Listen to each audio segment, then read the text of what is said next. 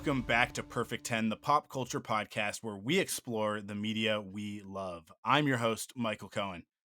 So, what exactly is a perfect 10? It has nothing to do with a review score. A perfect 10 is a piece of media that resonates with us and hopefully you too. It's about the pop culture that shapes us and why we love it.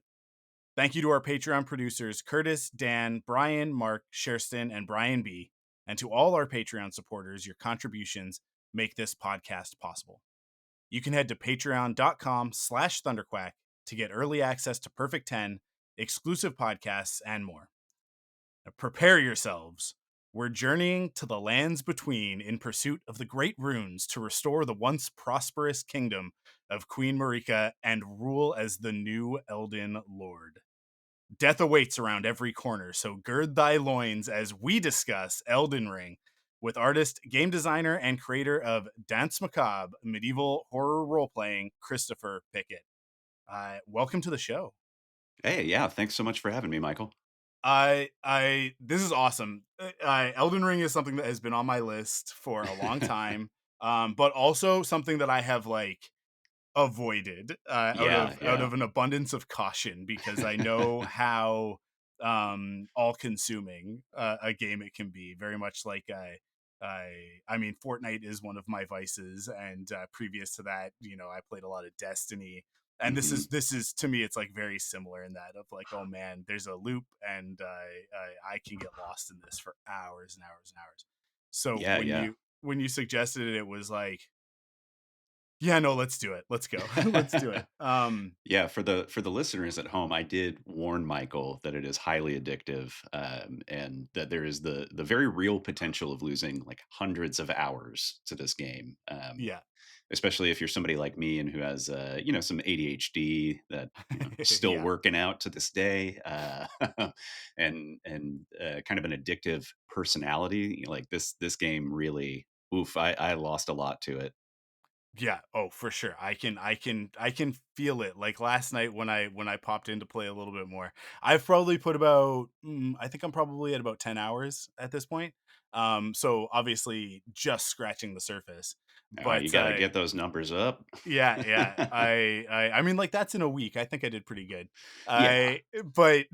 I could feel it last night where I was like, I'm so going up the side of this castle and just making mistakes, Yeah. just in a rush to try and do it. And every time I died, I would go back in more hurried and more frenzied, and got to the point of like, you need to leave. You need to walk away from this castle and you need to go do Yeah. something else, or you're gonna be here all night just getting progressively worse at the game. As at this, it's not even, I don't even think that it's a necessarily hard section. I was just being really reckless, right? Yeah. Um Yeah, I and mean, it the play loop of the game definitely um, it punishes ignorance, right? mhm, And it requires you, even though it's very frenetic, very action packed, kind of around every corner. There's all these secrets that you can discover, and it's all dangerous and all of that good stuff. But it does kind of like ask of you to be patient and ask of yep, you to be very observant and to take your time with things. But it doesn't always feel like you can. I have definitely experienced that where it's, I'm assuming that you're at early steps, probably Stormvale Castle yeah, is the yeah, castle that you're at. yeah, Um, yeah, even that, like, early in the game, like, it feels like, "Okay, I got this. I can just do it." But then if you try to rush it, you're just gonna get murked over and over yeah. again. Absolutely, absolutely. By the most obnoxious enemies, not even Oh, by the hard yeah. ones, Oh, yeah. just by silly stuff. But before we get too deep into Elden Ring, I wanted to talk about Dance Macabre, because Yeah. the reason why you put Elden Ring forward as the suggestion for the topic was its connection into Dance Macabre. Why don't you give everybody listening just sort of the, I guess, like the elevator pitch, right? Because Yeah. the Kickstarter is it's happening. It's imminent, Basically, yeah. yes. Yeah, probably by the time that this comes out, we will be Yeah. in the middle of the campaign, But yeah, elevator pitch. So, Dance Macabre is like it says in the subtitle, it is a medieval horror role playing game, and basically what that means is that it's a bit of alt fiction. Um, so the game takes place in 1390, kind of like depending on where you are in the world, kind of the end of the late medieval period, right before we get into the Renaissance and kind of early modern periods. But the core book takes place in Constantinople, and basically the idea is somewhat similar to Elden Ring and other Souls-like titles from FromSoft. Is that every time a player character dies, they are brought back to life within a few hours. Unlike Souls-like titles, there's not like a mystical like bonfire or site of grace that you revive at. It's much more kind of grounded and uh, steeped in like biological body horror, if that makes Hmm. sense. Hmm. So yeah, every time you die, you come back within a few hours in the game, in game time.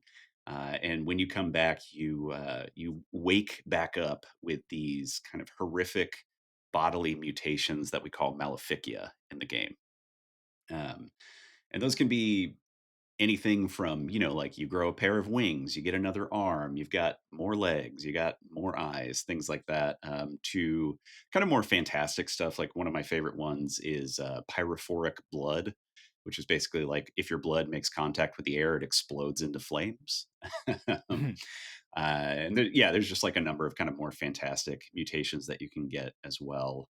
um, but yeah, like I said, it's set in 1390, 30 years after a mysterious and wholly unexplained event called the abandonment of death, or just the abandonment, has just changed the laws of how life and death work.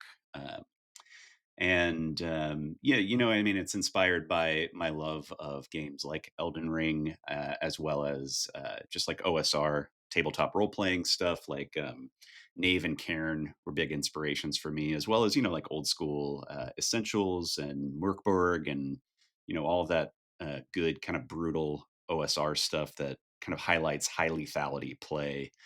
Um, and yeah, I wanted a way to have that high lethality play, but also have players not necessarily lose their characters right away for making a Hmm. mistake, Hmm. or for jumping into a difficult combat, things like that.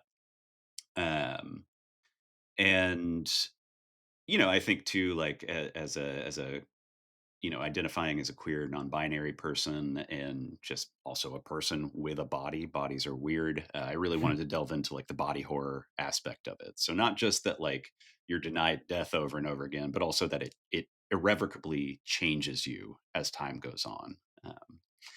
So yeah, I mean, in Dance Macabre, I think we'll probably get into this with Elden Ring and other Souls-like titles, but like the player characters are called pilgrims, and you're not a hero, right? Like you're not this kind of like monomythic, hero who's gonna save the day and change the world and bring it back to what it was before the Hmm. abandonment. You are a person typically of lower class status, like a peasant or maybe like a low ranking like burgher or like middle class person who's been convicted of a crime. You're a criminal.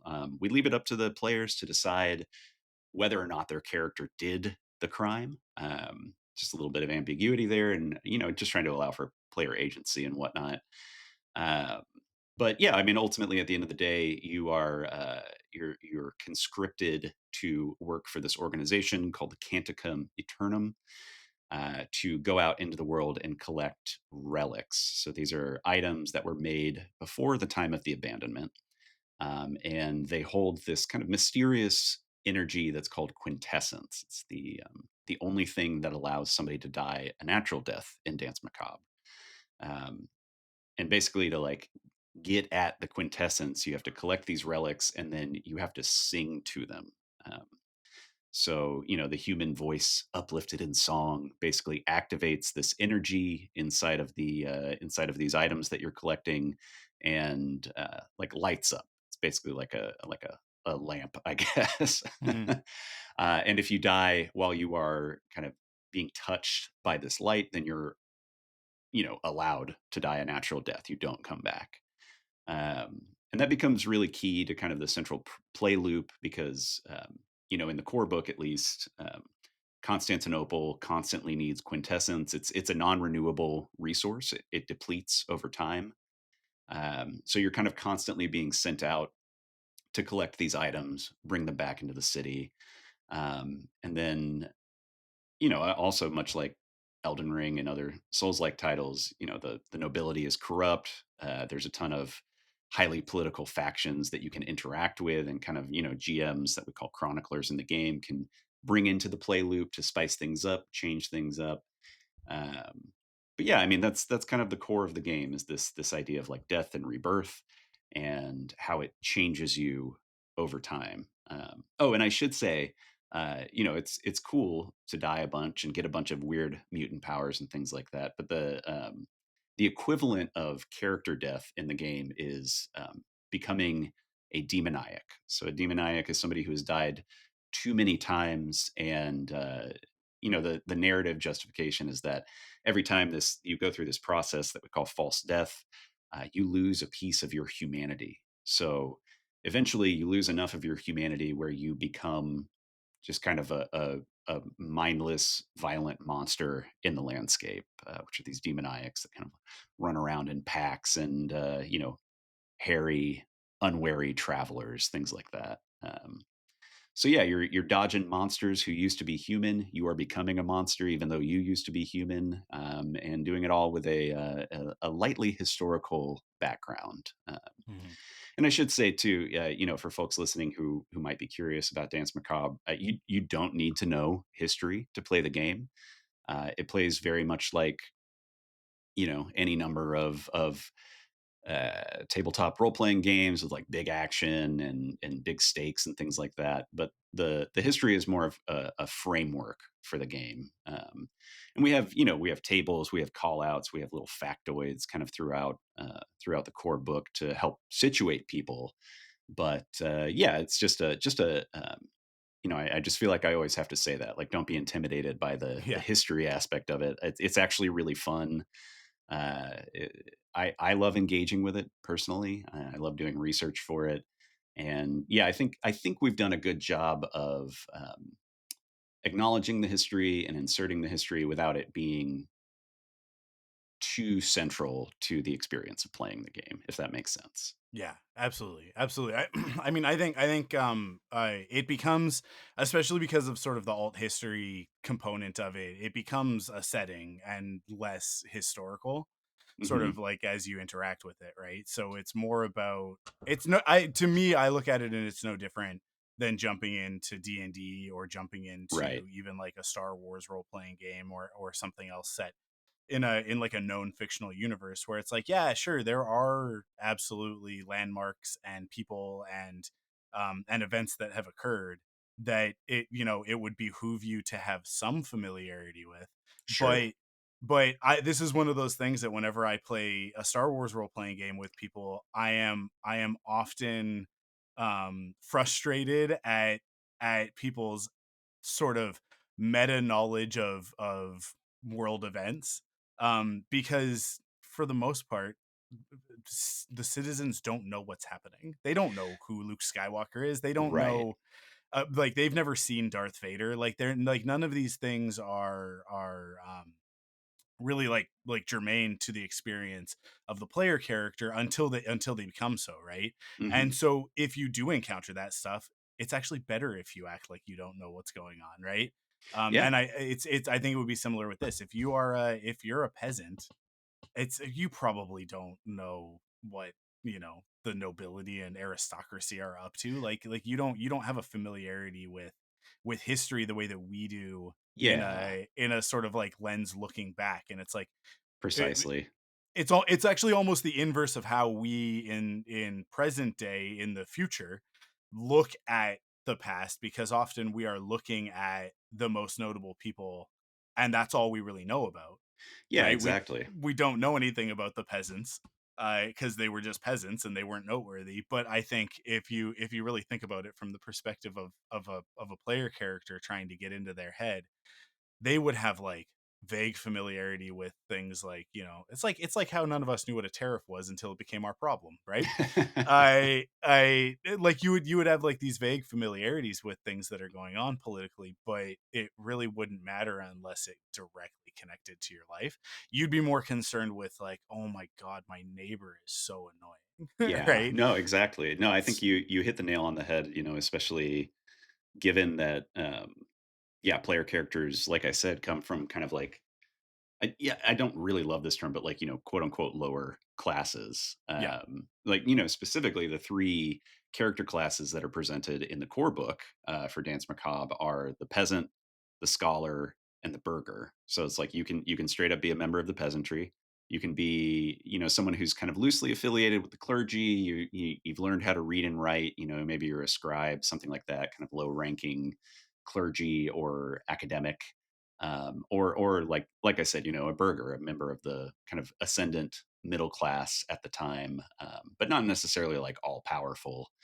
And yeah, I mean, I think you're right. Like when you are in that position, the characters themselves, when they're in that position, are going to care more about like the kind of immediate history, the things that are happening immediately around them, and less so, like you said, about this kind of long view of the past that we have, Hmm. um, because we have books and because we have Wikipedia and because we have, Yeah. like all of these resources that we're able to get these kind of like more, yeah, like wide lensed kind of holistic views of the history that like just wouldn't be available for somebody at that time and place. And I think, for us, uh, for wife and I, wife Marshall, who is my publisher, copy editor for the book, it's always been about like, okay, well, how can we take these interesting historical tidbits? How can we incorporate them? But like, ensure that it's fun. It has to be a Hmm. fun game, right? Hmm.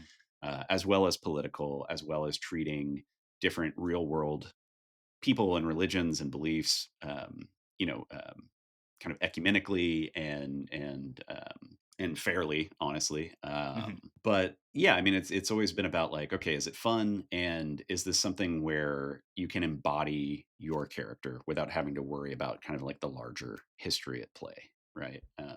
So like the things that concern your character are the fact that you are a conscripted worker, and that you have to face monsters in the wilderness, and that you have to bring back treasure for corrupt nobility, basically.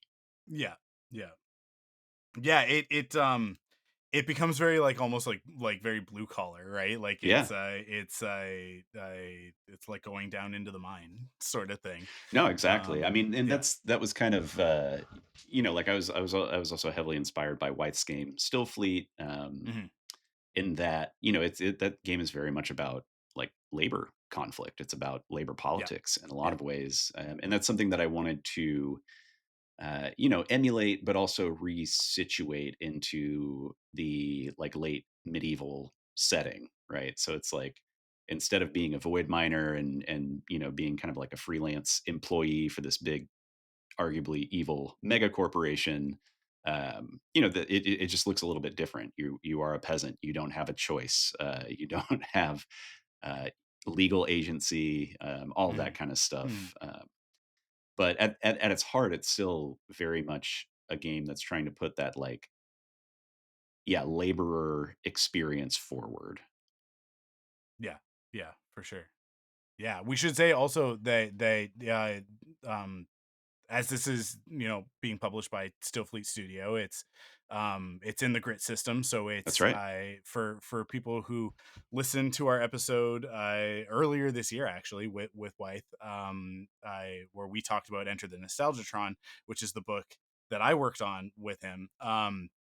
It's the same system. Mhm. It's obviously you tweak it to your setting and to your gameplay style Yeah. a little bit, and that's sort of the way when you go into Blister Critters, it also Tony has definitely like given it a little bit of a once over, but that's the great thing about the grit system is that like the core concepts of it are so easily translated into these other things with just like little tweaks. Yeah, right? it's extremely flexible, and Yeah. it has been really interesting to see, like White's kind of original implementation in Stillfleet, how Tony adapted it, and then how I've adapted it as well, because they're they all do really reflect the preferred play styles of each one of us, Yeah. Yeah. individually. Like I mentioned earlier, I'm really into, like, kind of OSR games. I love like low power, kind of low fantasy stuff, and that comes across all over the place in Dance Macabre. So yeah, it uses the grit system, and I guess we should say, the kind of basics of the grit system are that. Instead of abstract numbers for like your attribute scores, instead you have individual die types in each one of those.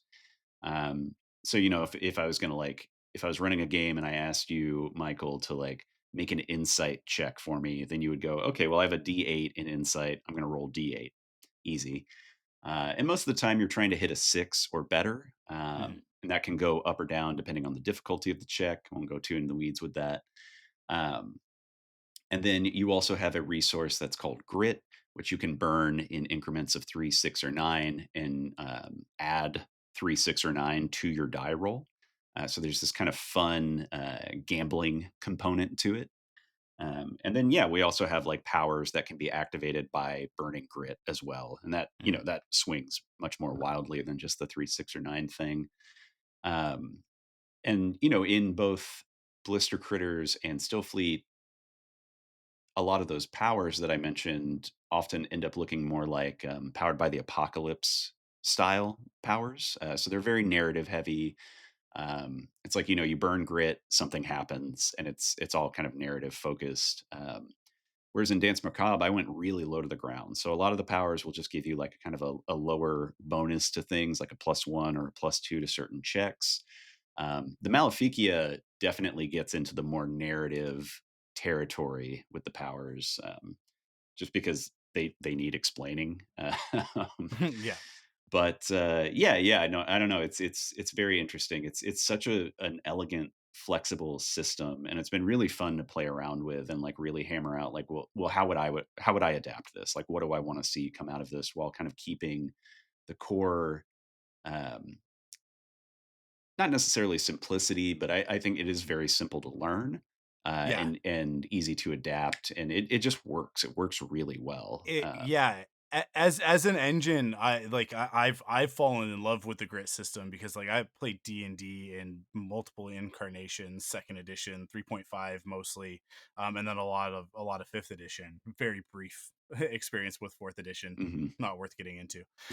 but You don't but love tactical battles? yeah, and then also like 3.5 also has analogs in like the Star Wars Oh, for sure. world as well when Wizard was doing the Star Wars role playing game. Mhm. So like so much experience in that world, and what when we start talking about the mechanics, the idea of like you have however many skills there are on the list. I don't even know the number, 30 skills or something like that, and each one is you have an ability score, and the ability score has a modifier, and that modifier goes on to the skill, and you can level up the skill 1 point at a time.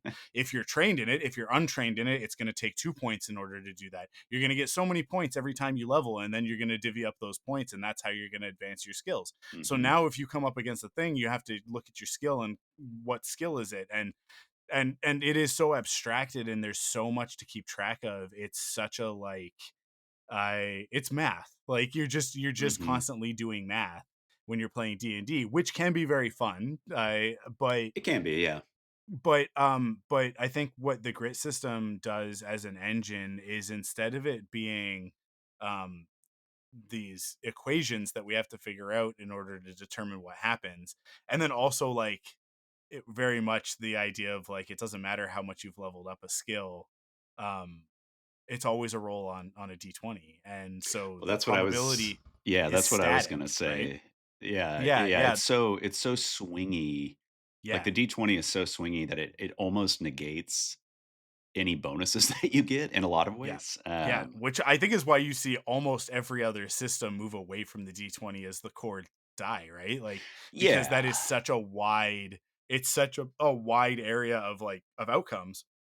But what the grit system does is, instead of it being math, it's really simply probability, right? Mhm. So when you're assigning your die to a to one of the attributes, you're just saying which one is most likely to succeed and which one's most likely to fail, which Right. is a little bit more logical to me in how we interact with the world, right? Like, as people with skills, there are certain things that I'm good at, so I'm more likely to be successful at doing those things.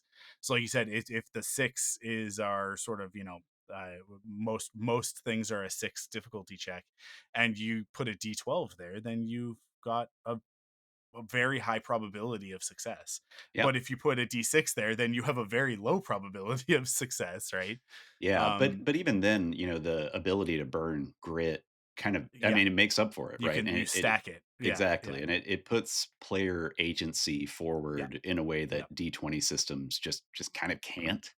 yeah, It's like yeah, you can, like you were saying, like, oh well, I can level up my speech skill and I can level up my animal handling skill and things like that. But again, at the end of the day, like after you've done that, you don't have choices that you can make. Do you know what I mean? Like, yeah, it's like if an animal handling check is called for, sweet, that's perfect, because I got six, +6 in animal handling or yeah, whatever.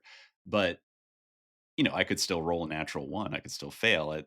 yep, Or I could still, I could roll a 2 and only get an 8 on a DC of 10 or 15 or something like that. Um, but there's not a choice to be made at that point. It's like you are being asked to make a roll, you make the roll, whatever the results are, fine.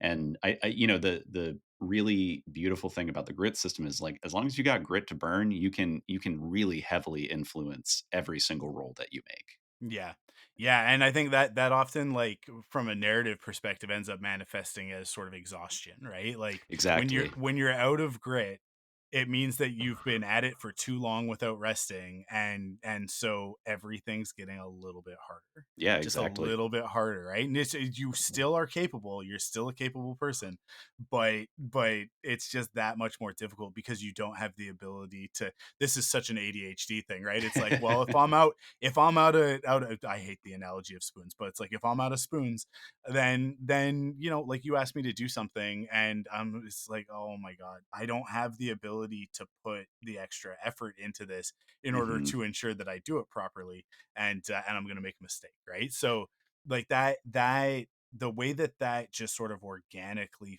works its way into the grit system, I think, is so good. But then on top of that, the way that Stillfleet utilizes it, and it's very much tied into, when I think of grit and Stillfleet, I'm often thinking about the powers, Yeah. saving grit so that I can do something really cool in, like, that, like that, just clinch it, right? Like, oh, we're in that moment, and a lot of the powers in Stillfleet are very much like, oh, I can turn the tide of this with Yeah. this one thing that I'm going to do, right? And you can really have, like, a lot of narrative control in that way, and that's great. But then with Danse Macabre, it's very there the like you were saying, like, sort of the powers and a lot of the Maleficia and stuff. Like, there's a lot more mechanical stuff going on there than Hmm. what I see in Stillfleet. I and it's much more like, oh, in this scenario, I'm gonna use this. So, like, I haven't gotten to play Dance Macabre yet, but I imagine that when I do, I'll be much more focused on, oh, I'll use my grit to do these things, right? Yeah.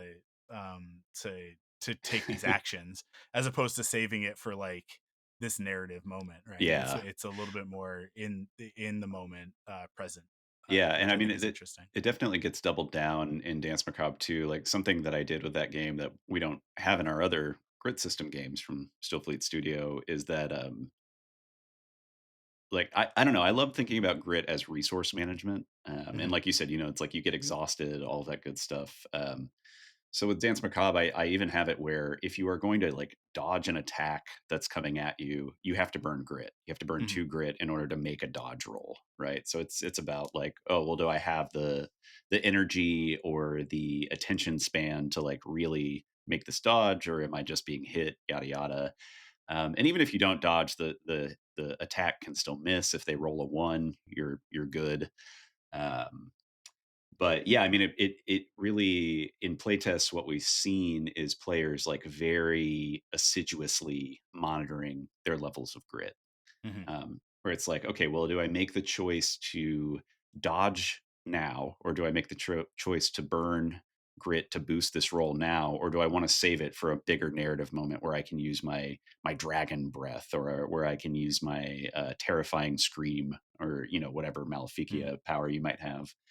Um, so yeah, I mean, I think it's really interesting. I personally love that style of play. I know it may not be for everybody, but at the same time, just like really paying attention to how much energy, how much focus your character has left, I think is very fun. Yeah, all of the setting specific stuff, like the things that make it Dance Macabre and not just any sort of medieval role playing, but like that the specific horror stuff and the powers and the Maleficia, it all like it builds into this thing. Like again, I haven't played it, so it's like I'm almost like looking at it in this very abstract way because I haven't actually interacted with it yet, but I've read the book, right? Yeah, So yeah. Well, I you wrote a piece which we should I also did, shout out. yeah. Um, Um, yeah, yeah, in the companion guide, yes, I've yeah. got a section in it. Yeah, so I should say, with the Kickstarter, which, is Yeah. is live right now from October 7th to, I believe, November 7th. I'll have to double check that. But it's going to be live for a month starting Tuesday, October 7th. So we have the core book, which I have written. It's got all the core rules that you need to play the game, Yep. as well as 100 different Maleficia, each one of them with 3 different levels. So, if you're all the Maleficia is randomly determined. You roll D100, but if you roll the same thing, then that means that Maleficia gains a level, becomes, a little bit stronger, Mhm. a little bit more like narratively interesting in some ways as well. So we got the core book. It's got, like I said, everything that you need to play the game, and it is specifically set in Constantinople. Which I'm very stoked about. I'm just wrapping up all of the kind of lore chapters and getting that stuff solidified. But it's fun. We took Constantinople and turned it into kind of Cold War Berlin in some ways. So the city is it's ruled by a diarchy. So the eastern half of the city is still Byzantine, kind of Greco-Roman, and then the western half of the city is controlled by a contingent of Ottomans. And there's some political tension there, but they mostly get along. But that's a very fun space to play around with.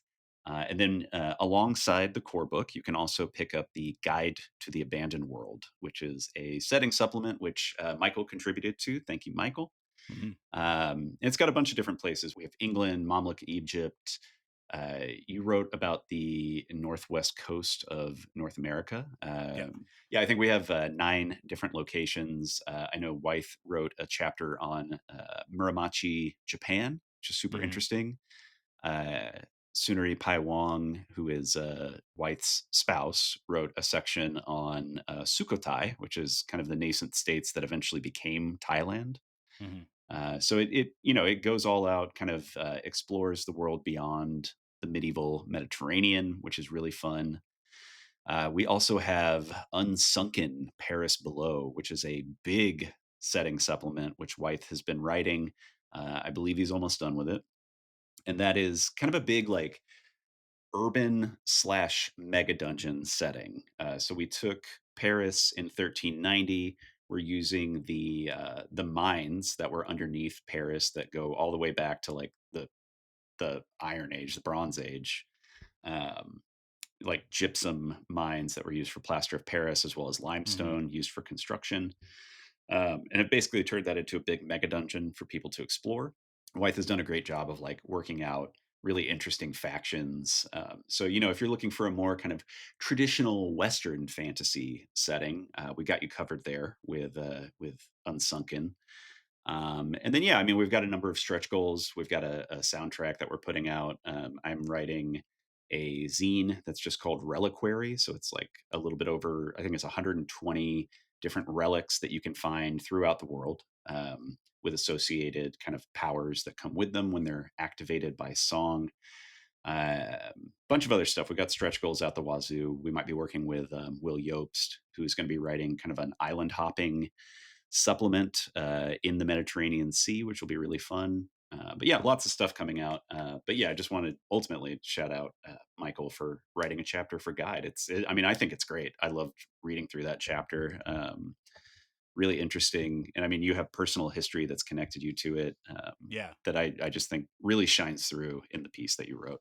Yeah, it was sort of as we were wrapping up some of the stuff for Nostalgiatron, wrapping up, we're still working on wrapping stuff up. But Yeah, as we were finishing the main book, the main quick start book for Nostalgiatron, Wythe and I started talking about sort of the other stuff that was going on with Still Fleet Studio, and and obviously, you know, Dennis Macabre was sort of like the main focus at that point. And yeah.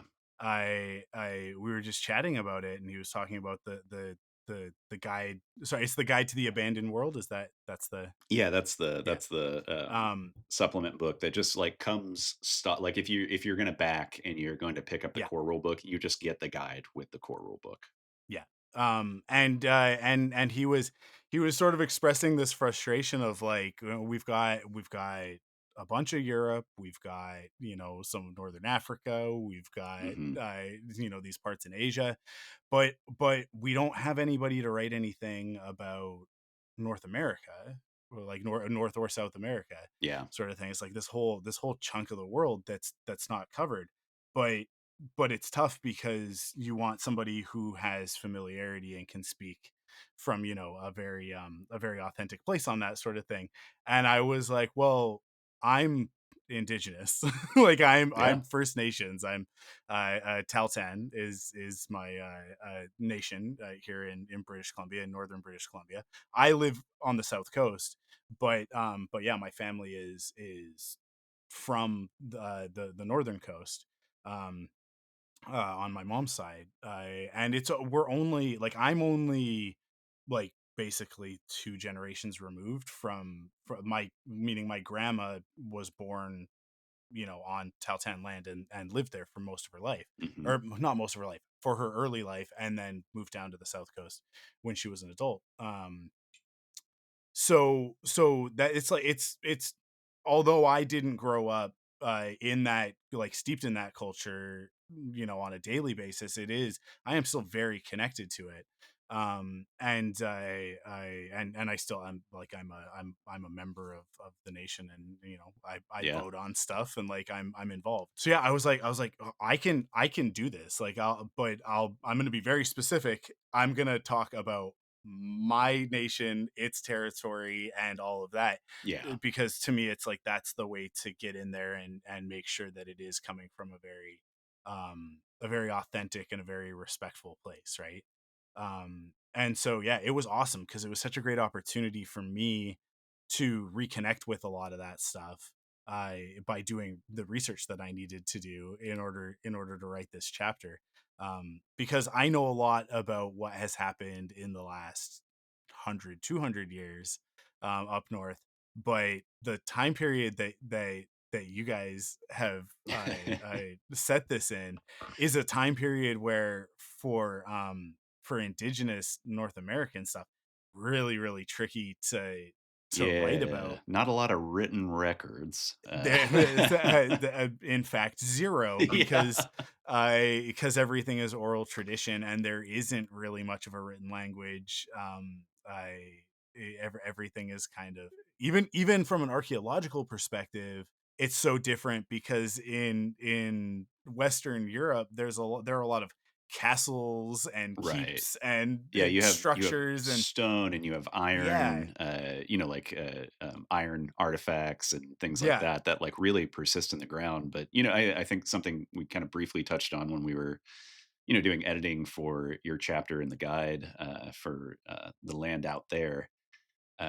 It's just that it's like, well, they just didn't really have that stuff. Like, there's not the kind of same archaeological yeah. record that we can expect out of Constantinople slash Istanbul, or out of Anatolia in general, or out of much of Europe, yada yada, because it just doesn't have the same staying It power over several hundreds of years. Yeah, I mean, like it's twofold, right? Like the technology of those people were much more organic. Hmm. Being made of mostly wood, and other, sort of perishable materials Yeah, that natural fibers. yeah, that degrade over time. Bone and leathers and furs and stuff like that, right? I But also, like, that comes out of an ideology of living in connection with the land and living in Hmm. balance, right? Um so things are seen as impermanent. Like you wouldn't build permanent structures in the way that you do, in sort of more, I would say, like, technologically advanced sort of society that you would see in Western Europe, or even in Asia, where you see, Yeah. like these more, metal is really the big differentiator, I think. Like, once you start bringing metals into it, and smithing and like all of that stuff, like, you start having things that just, they last, right? Yeah. You're able to manipulate stone in a way that you can't if you're working with stone, right? Hmm. Yeah, it was a really interesting challenge, especially because artifacts are kind of core to the whole quintessence component. So I had to really, like, do a lot of research, learn a lot of stuff, and figure out my workarounds for it. But I think that what the the problem solving that was involved, I think, ended up creating a really cool setting. I'm interested to read what the other contributors in that guide have put into their stuff, because everybody has kind of had to adapt to the culture that they're representing, right? Yeah, big time. Big time. So it's a yeah, it was a really interesting challenge, but, like, those problems are where the best stuff came from. But then also, like, the commonalities, when I'm doing my research and I start learning about, the death chant, which is this essentially ritual that is sort of time in memoriam, that is involved with death. And it's singing, like, and Hmm. that the way that synced up so perfectly with the idea of quintessence and all of that. It was like, there's something there. What was really cool was finding those places where those cultures that are so far apart never had any contact with each other have these similarities, because it's just a human thing, Yeah, right? yeah. Like, singing is just a very human thing. So yeah, I being able to link that stuff up, but then also having the challenges of, like, what does a very sort of almost like biblical feeling event of, like, all of a sudden nobody dies and they're coming back with all these weird mutations, how does that affect a culture that doesn't that's not based around, first of all, there's no monotheism for them to even reference, Right. and second, there's very little, when you think of Constantinople, you're thinking of all of these cultures that come together in the Mediterranean, right? Yeah. And it's sort of like the thing about the Mediterranean is that clash of cultures. It always has been. So you get, different fighting ideologies, but when you look at indigenous people in this region, they're so spread apart. Their territories are very large for the number of people that are in the territory, and yet the belief system along the Pacific Northwest coast is pretty unified, right? It's not until you start getting into a different environment up in the Arctic that it starts to shift a little bit, Yeah. based on, the things that they're dealing with, and the challenges that they have as you go further north. But that whole component of it, it's just like it was really, really cool to write, from all of that. Yeah, I think those universal elements have been, I mean, it's interesting because they're partially emergent and partially intentional at the same time. Like when I started writing Yeah. the game a couple years back, I was like fresh off of reading this book by Barbara Tuchman, which is called A Distant Mirror: The Calamitous 14th Century. And she focuses largely on France, a little bit of like the Holy Roman Empire, a little bit of England, just because of the Hundred Years' War and all that good stuff that was going on with France at the time. But the point that she makes over and over again in that book that really has stuck with me, and the reason that the book is called A Distant Mirror, is because the people that lived in the 14th century, they're not that different from you or I, right? Like we have different Mhm. culture, we have different, you know, uh, economy and economical incentives and all of that good stuff. But at the same time, like people are people, kind of no matter Yeah. where and when. Yeah. And like not to say that like we're going to like disregard anybody's culture or anything like that. It's far from that.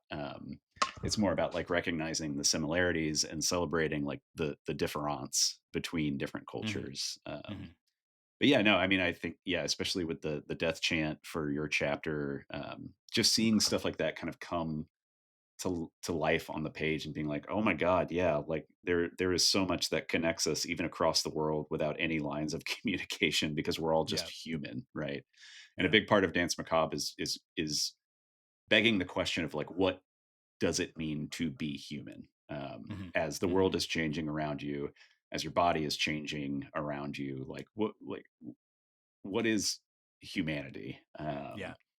Yeah. Yeah. Yeah. It's I love it. I love everything about it. I can't wait to get Thanks, my man. hands on the book and to play it. Which hopefully I'll get an opportunity in the next little bit as you guys are doing all of these sessions and stuff on the Discord Yeah, and yeah. all that. I'll hopefully be able to jump in for something. But I yeah, and I mean, hopefully I can jump in. We do some character creation, and I'll bring some of my chapter along with me. Oh, that'd And be amazing. I would love that. yeah, um, but I we should start talking about Elden Ring. But We before we should. do, where do people go? Obviously, they can go to Kickstarter and they can search it. Mhm. But what's the easy way? Give us a URL. Yeah, the best, easiest URL is just stillfleet.com/dance. So it's DANSE, as in like dance macabre. Yeah. But yeah, stillfleet.com/DANSE. That'll take you right to the Kickstarter page, where you can pick up some beautifully crafted objects. And I should Absolutely. say, like I've written the core book and all of that stuff. I'm also the lead illustrator on the project. So myself, Anthony Grasso, who is doing our layout, graphic design, and some illustrations. Ethan Guldini, also working with me on illustrating. It's all like in-house stuff, right? Hmm. But the books have come together just it's mind blowing to me. Is all Oh, I'll say. It's just like they they're yeah, beautiful. The illustrations are yeah, like really just like lush and detailed, and gross. yeah. But yeah, I mean, the books are beautiful. So, I mean, even outside of like my obvious bias, having worked on this for a long time and written it and all that stuff, I would just like, if you're a collector, pick them up. Tony's done such an incredible job with the layout. Like, there's so many amazing ornaments, and every Yeah. page just feels unique and alive. So yeah, I mean, like, I don't know, do yourself a favor, listener, pick up this thing that we made. Give us your money, I guess. It's so it is. I've seen a few spreads from it, and it is yeah, it's coming together so beautifully. Thank It's you. such a the I love one of the aspects of TTRPGs that I love almost as much as actually playing them, is just like the artifact collecting of it and just Yeah, having yeah. these books on my shelf that I can pop open and flip through, and great illustrations and Who beautiful graphic design. who Um, doesn't love a relic? You know what I yeah, mean? Like, exactly. Yeah, yeah. I it's the core play loop of our entire lives, really. Especially under late capitalism. It's like, well, yeah. you gotta collect What things. what else what else are you gonna do to stave off just the insanity of Yeah, every no. looking out your window every day? Yeah. Yeah, Looking at the yeah, news no. every day. Yeah, for sure. Well, I implore everybody listening to go support that. Head to the Kickstarter and jump on there. And I'm sure that many will, because this audience is awesome and loves supporting the cool stuff that we do. And it's like, I similar to Nostalgitron, like this is real people making real stuff. Yeah, yeah. There's no artificiality to it. These are, No, yeah, we're very anti AI. We're all yeah, 100% human made. So yeah, I mean, like yeah, literally everything from the text to the illustrations to the layout, it's all done by hand. It's thousands of hours of work at this point, yeah, yeah. but we're doing it. Yeah, and it's awesome stuff, and it totally shows. So everybody should go check it out. I Okay, so one of the one that's sort of like the main thing that was the impetus for us to talk about Elden Ring. I would love to talk to you about exactly what parts of Elden Ring inspired Dance Macabre. But before we do that, I'm going to give everybody the primer on what exactly Elden Ring is, because I actually think this is sometimes I these are a little bit more of a gag where it's like I'm explaining who Superman is to the audience, and I think they know. But with Elden Ring, I think there are probably a lot of listeners that are not as familiar with it. So Mhm. let me give this real quick overview of exactly what Elden Ring Let's is. do it. Elden Ring is a 2022 action role playing video game developed by From Software, and directed by Hidetaka Miyazaki. Heavily inspired by the works of J.R.R. Tolkien and styled after the punishing combat of games like Dark Souls, Elden Ring drops players into an unforgiving world of horrific, sometimes colossal enemies on the path to collecting the great runes and the power of the Elden Ring itself. This open world game is full of exploration, combat, and deep world building, written by Miyazaki himself along with Game of Thrones writer George R.R. Martin. Players experience the world through environmental storytelling as they traverse the map in search of more powerful armaments and magic to aid them. Death is an integral part of the game loop, with experience points in the form of runes lost whenever the player is defeated. But with great risk comes great reward. If they're bold enough and good enough at rolling around on the ground, players may yet gain the power needed to conquer their foes.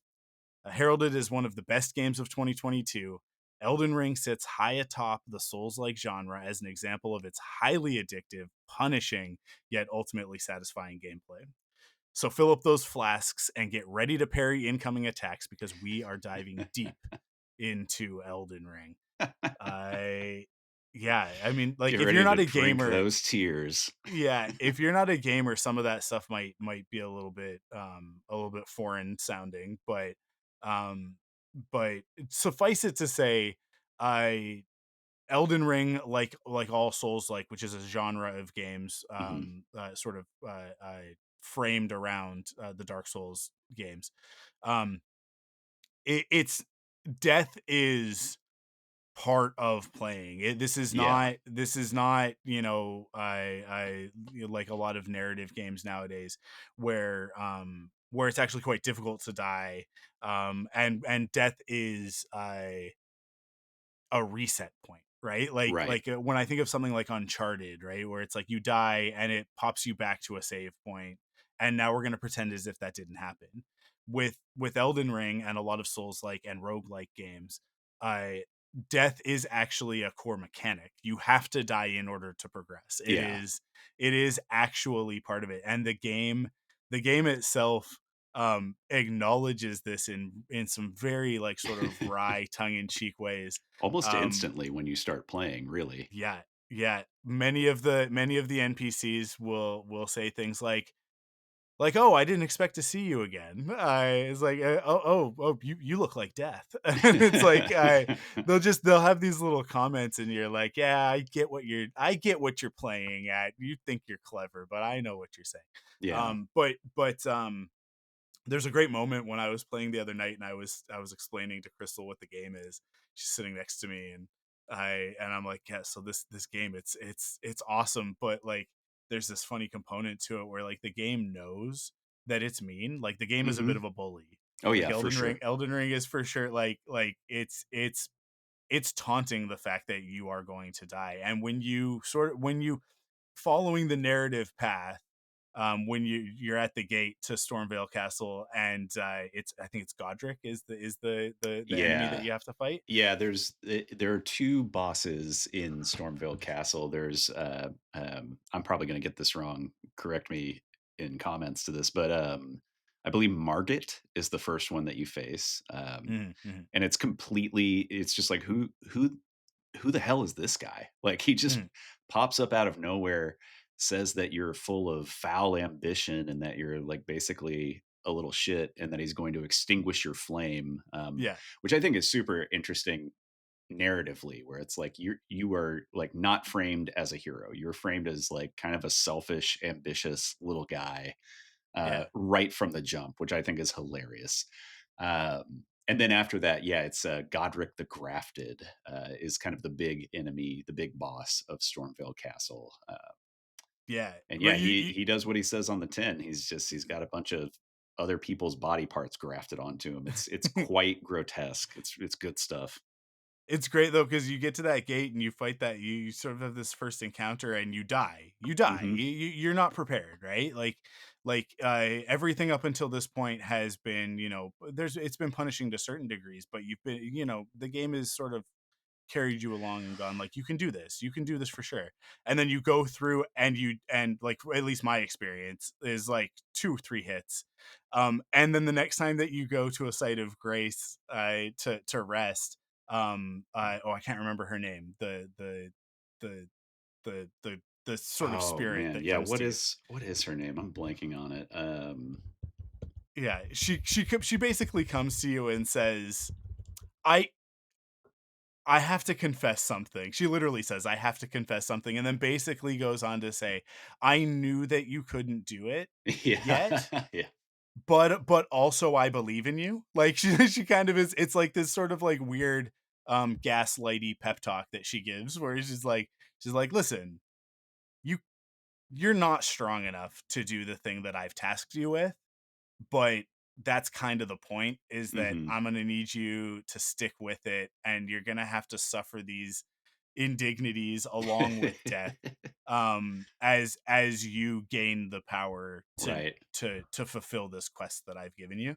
And I love the way that the game just sort of in a very in world and yet meta way is like, death is not, it's not a punishment, No, right? Like, we're yeah, not, you haven't failed because you've died. You've simply found one of the ways that isn't going to exactly, work. exactly. Right I mean, the game has such a focus. Oh, and by the way, her name is Melina. Is there you your go. Yeah, the maiden who helps you along throughout the game, and kind of like honestly introduces the most explicit narrative portions of the game. yeah.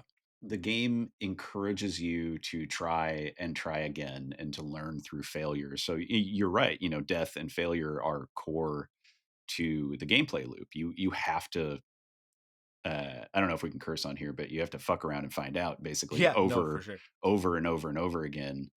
And you know, like I said, that's something that's emphasized even with like literally the first enemy that you encounter when you enter the game. I forget what it's called. I think it's like the Royal Scion.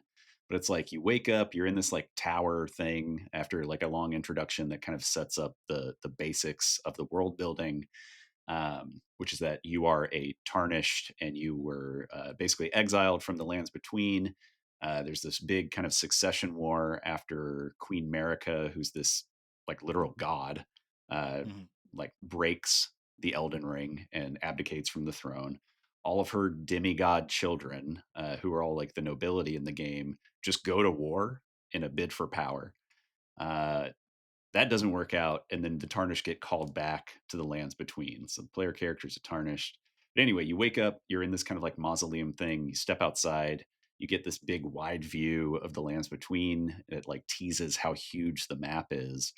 Run around a little bit, turn a corner, and then this thing, the Royal Scion, which is like this multi-limbed monstrosity with a huge sword and shield, jumps out of nowhere and just murders you yeah, immediately. And yeah. that's where the game actually begins, is after your first death. So it's like, you know, they don't hide that aspect of it at all. Like right from the start, you should get a sense of like, oh, this is what this game's going to be like, is just Mhm. me getting murdered and slowly figuring out how to, progress, how to make it past this, even outside of like leveling. So much of it is about just like watching the environment, learning where traps are, learning where enemies are going to jump out from, learning attack patterns of different enemies, things like that. But in that process, yeah, you're going to die over and over and over again. Yeah. Yeah, it's such an important piece of it. That death is not failure. It's just um it's honestly it's just saying take a break. It's Yeah, just saying yeah. like it's just saying Take a walk or something. Go touch some yeah, like grass. Come back. Try again.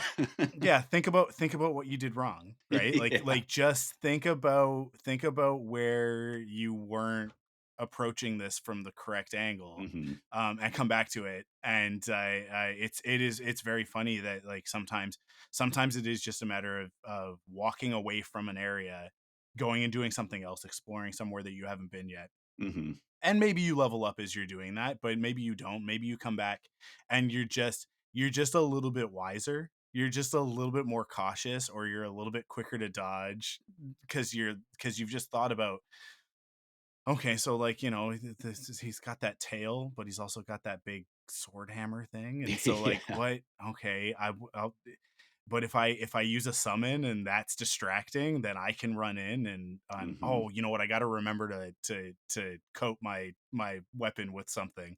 I should try and figure out what this enemy is weak to, right? Like Yeah. you really you like you step away and you start to strategize for your next attempt. But like I was saying at the beginning, it's when you get kind of dogged and you're like, I'm gonna do this, I am going to, and you keep pressing. It's almost like the game acknowledges that and goes like, no, you're Yeah. not. Yeah. Right, it very much asks you to to step away from a death and go like, sometimes you'll die and you're like, okay, that was just a silly mistake, I just wasn't paying attention. Hmm. And so you'll go back and it'll be fine. But then other times it's like i'm not I'm literally not psychologically in the right place at the moment, and I need to go do something else and then come back to this Yeah. when I'm ready to take this on the way that it's asking me to. It could also just be that you're not even mechanically prepared for it because the game, I think very brilliantly doesn't have guardrails, right? So like you Yes, start, yes. what's the starting area? Limgrave. You start in Limgrave, which is like kind Yep. of, tuned for lower level characters and things like that. But there's no point where it's like the game is not going to stop you from going to a higher level area. And they're not going to indicate that you're in a higher level area. It just happens, right? So like Yeah. if you're in Limgrave and you're like, well, I want to explore up north, and you find yourself in Liurnia of the Lakes, which is a little bit more advanced area, you're gonna get your ass kicked. Yeah. Uh, and I think, a part of it is like, okay, well, maybe I need to walk away from this, or maybe also just acknowledging that, like, I am not mechanically prepared for this area and I need to leave, go do other stuff, and then come back. Yeah. But that's a part of the beauty of the exploration of the game is that, like, you just never know really what's coming. And like I said, they tease how large the map is right from the very beginning. So there's this, Hmm. at least for me, there was this very very strong impulse to just explore every single corner of the map, which resulted in me dying a lot in Yeah. my first playthrough, early game. it, there's also I love that that armaments and equipment and stuff like that is not overwhelming, Hmm. that it really, like, the game really asks you um to sort of pick a path with your character, and then you find a weapon that you like and upgrade that weapon, like stick with that weapon, because if you treat it well, it'll treat you well, sort of thing, as Yeah. opposed to something like I like Destiny, that is very much like, hey, look at this shiny new thing that you got, give it a go, Yeah. right? Like it's very which was has never really been the way that I played games like that. Like with Destiny, like I would rock a lower power weapon because it had better accuracy, or I was just more comfortable using it. Hmm. So I just, the rhythm of these fire bursts on this assault rifle, they just like feel right. So I'm gonna stick with this, and I'll upgrade this as much as I can. And that game is pretty good about eventually letting you upgrade things more and more and more, so that you can keep your stuff. But it also was very much like I would see other people playing it and the way that they would play it, and that's a game as service, so it's a little bit different because it's like, oh, we're putting out new stuff all the time and Yeah, keeping you on the treadmill. But it's a very different yeah, approach to game design. I like game as service. I like that phrase actually for that for like yeah, Destiny or other kind of similar. I guess what I would call looter shooters, where it is yeah, about like the acquisition of new things on an almost the constant subscription basis of it. basis. Yeah, Yeah, and yeah, I think something that Souls like titles that are made by From Software, but also like Lies of P and other kind of like indie games that are inspired by Souls-like titles like Bloodborne, things like that. yeah. Um, I think that it's a radically different approach to game design in that it's Elden Ring in particular is open world, right? So like it gives the illusion of this kind of living world um, that most open world games kind of go for, while actually being designed around the player and their experience, right? So like I think Skyrim is a great example of this. It feels Hmm. like a living world, or it gives the illusion of being a living world outside of the player experience, but at the same time the world adjusts itself to the player, right? As you level, things change in Skyrim. And that's not necessarily the case in Elden Ring. It's almost the opposite of a game as service. It kind of, Hmm. like I said, it punishes ignorance. And in the game world, interestingly, it subverts player agency because it's not built around the heroism of the protagonist of Yeah. the player character, the tarnished, one of many tarnished, I should say, in the game. And the lands between, the way it's been designed, unlike a lot of other open world games, it resists domination in a way that I find really, really gripping and really interesting. Um, and like you can go through and you can collect all these different items, and they're kind of there for the taking, as the protagonist, as in many of these games. But it just operates very differently from Destiny or other similar games to that, where it is about, like, like I said, just this kind of constant acquisition. I would say Elden Ring focuses more on just uncovering the overall narrative that you've found yourself situated in, as well as yeah, just exploration and trying to like untangle mysteries. Which I think that's the more interesting stuff to me to collect, rather than like, oh, new shiny armor. I mean, the new armor is dope. Don't get me wrong. I love playing dress up in Elden Ring, Yeah. but Yeah. it's a little different. Yeah, the world, it almost treats you like a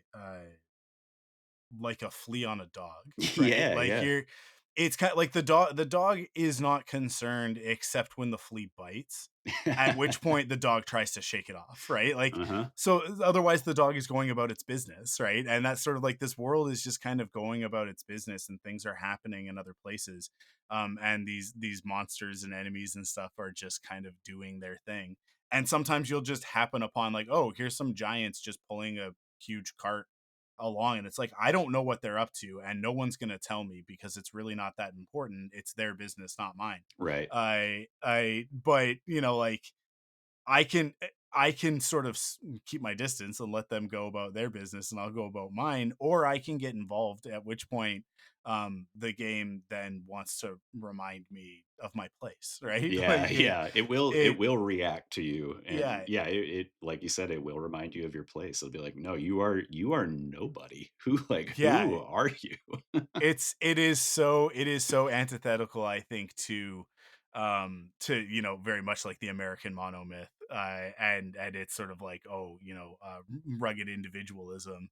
Yeah, yeah. This one person's going to change the fate of the galaxy, right? That's like a very Star Wars It is. sort of idea. And this game is very much like, oh, there's like hundreds of you Right, doing yeah. this, and like, look at all these blood stains everywhere. You're all Yeah. dying constantly. Yeah, I think Right? I Like think of it that tension between, like, kind of alienated individualism and the need for community with this game is super interesting, which is Hmm. another, I think, very intentional aspect of the game design that goes into it. But then narratively too, like I said, like you're not the only tarnished. Almost every speaking NPC that you run into outside of the bosses, who are all these like completely insane demigods that make up the nobility of the lands between, which I just think is like a mwah, chef's kiss, perfect narrative design decision. Yeah.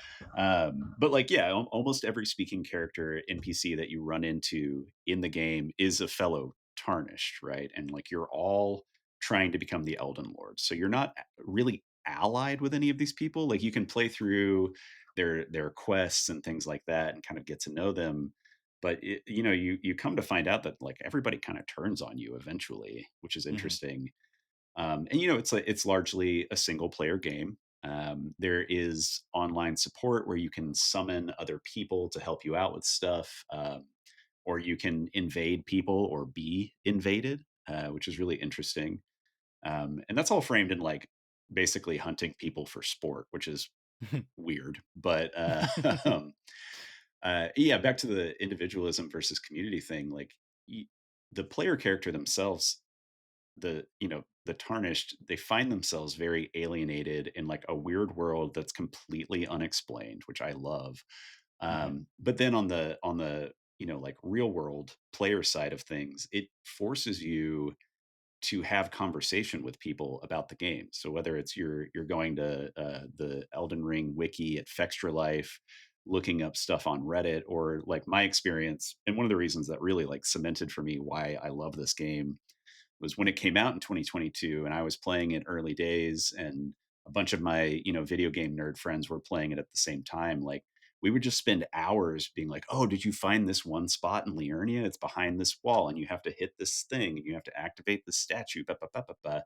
But it reminded me of being like a kid in elementary school and like Yeah. being at recess and talking about like, the episode of Reboot that we just watched or whatever, but like having these like very engaged conversations that were exciting because there's so much that you can miss and there's so much content in the game that is not explained, it's not foreshadowed, it's not given away freely. And so, yeah, I mean, I love that aspect where like it can be a very alienating experience playing the game, but then at the same time, it encourages community. And you see that with I forget what they call them in Elden Ring. I was just a few weeks ago playing some of the first Dark Souls. They're the orange soapstone messages in that game. Um, but you get these kind of cryptic messages from other players that people can like write wherever in the game world, and then, yeah, like you said, you can see the blood stains of where other people died.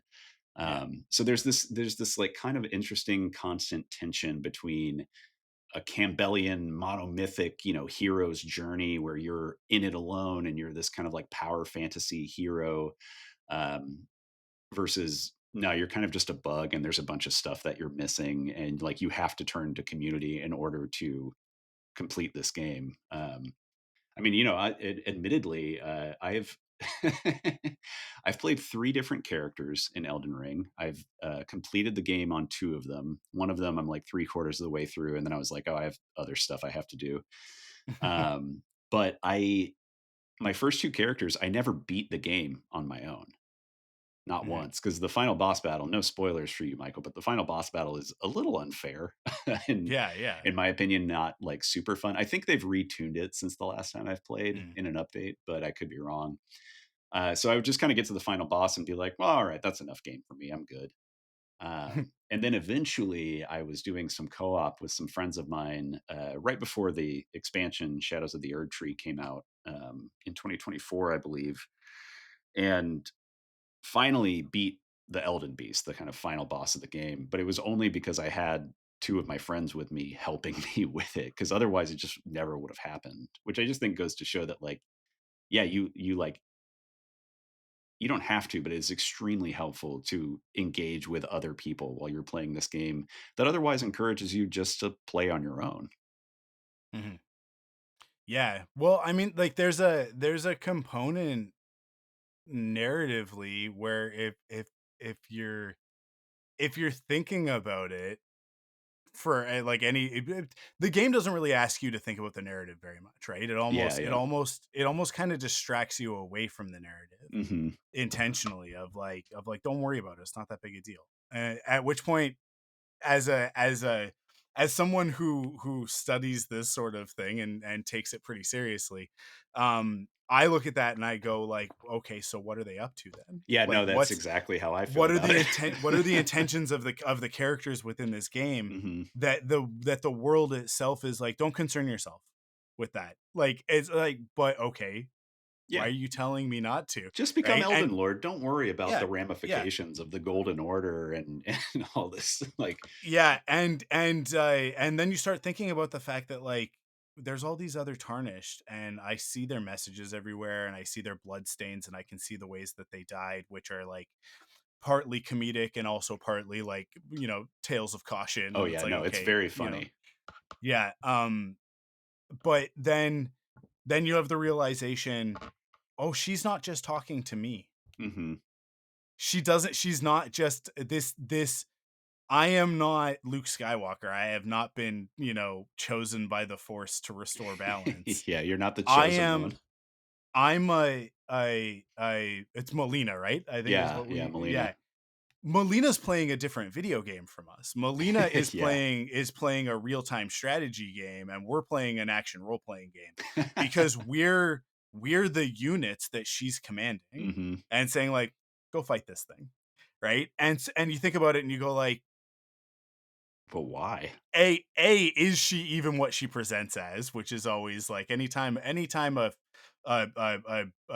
glimmering shiny girl steps out of the darkness to tell you that you're special, You should beware. just yeah, I mean, like, be cautious of women in like distributing swords, right? Like that you just think about it for 2 seconds, Mhm. and you're like, is in D&D, this is a thing. As an experienced D&D player, you'll be going through the woods, and there will be something really interesting just sort of off the path, just off the path, and your DM is sort of making a note of telling you like, there's this thing over there. Yeah, It's yeah. kind of cool. And as somebody who has played a lot of D&D and knows a lot about, fantasy storytelling, it's like, that's a fey trap. That's what that is. Don't touch it. Don't even look at it. We shouldn't even be talking about it. We Just were told move to stay on. on the path. Stay on the path. Don't engage, right? And it's like, oh, but it's really, really enticing. Yeah, it's a siren song. It is a trap. Mhm. Sometimes it's fun to spring the trap, but yeah, like there's a very similar component there where I'm like, I one of my favorite games of all time is Shadow of the Colossus, Oh, love and Shadow of the Colossus. Oh my god. Sha I feel like the narrative is very similar. The vibe that I get while playing this game is so similar because Yeah. it's like there's a force that you don't know anything about that has just come to you that is telling you, press on, keep Mhm. going, keep killing these people, keep destroying these colossus. And it's I mean, spoilers for Shadow of the Colossus, but it's you've had time. Yeah, Um it's been yeah, long enough. I the essentially the end of that game, once you've defeated all the Colossus, is that you discover that the Colossus, the energy that was inside of them that you've been absorbing this whole time, belonged to something actually dangerous. The Yeah, Colossus are not dangerous. The Colossus keep to themselves. They're almost an aspect of the environment, right? Like very they're much so. they're Yeah. and you discover that like the thing that you have been doing is actually trading your soul, Yeah. for the freedom of a very, very dangerous creature. Yeah, yeah, And what you've been doing is actually arguably evil. Yeah, straight up, right? Like, I would say Yeah, undisputedly, yeah. I by the end of it, and so like I feel like it's a I get a similar vibe here where it's like, I don't think I don't think that we're I don't think we're a good guy. But with Elden Ring, it's even more.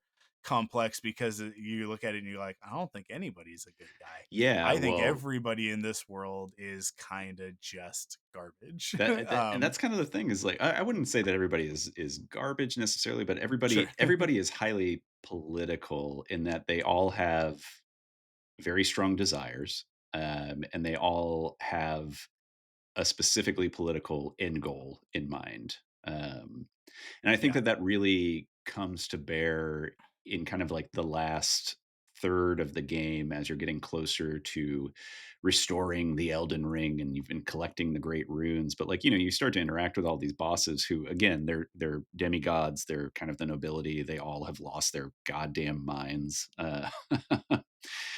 With the shattering, the kind of big event, the big war after the Elden Ring is broken.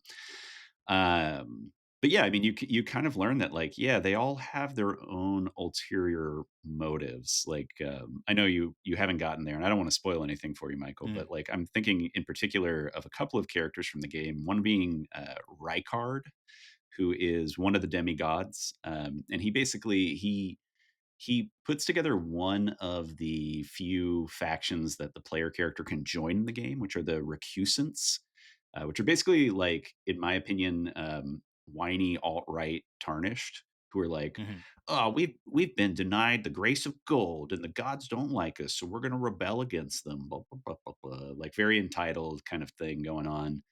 And you come to find out that, like, you know, Rykard is not this like savior who he purports himself to be. He's actually an insane giant, like half snake god who just wants power. You know, surprise, surprise. Another character that I'm thinking of, and my favorite ending of the game is tied to this character is the witch Rani, who you come to find Mhm. out is like kind of distantly related to Marika, the goddess queen person, and you know, it's ambiguous in the game, but it's arguable that she is the one who actually kicks off the shattering with this event called the Night of the Something Knives, which I think is kind of a direct reference to the Nazi Night of the Long Knives. I'll have to look it up. Uh, Night of the Black Knives, Mm. which is this event where like one of the demigods is murdered, which is something that nobody thought would be able to happen, right? But you find out that like she may or may not have been behind that, and her ultimate goal is to like end the age of the Golden Order and usher in the Age of Stars with her as kind of the new god queen of the world. And you can one of the endings of the game is the Age of Stars, where you can like literally make her the god queen of the world.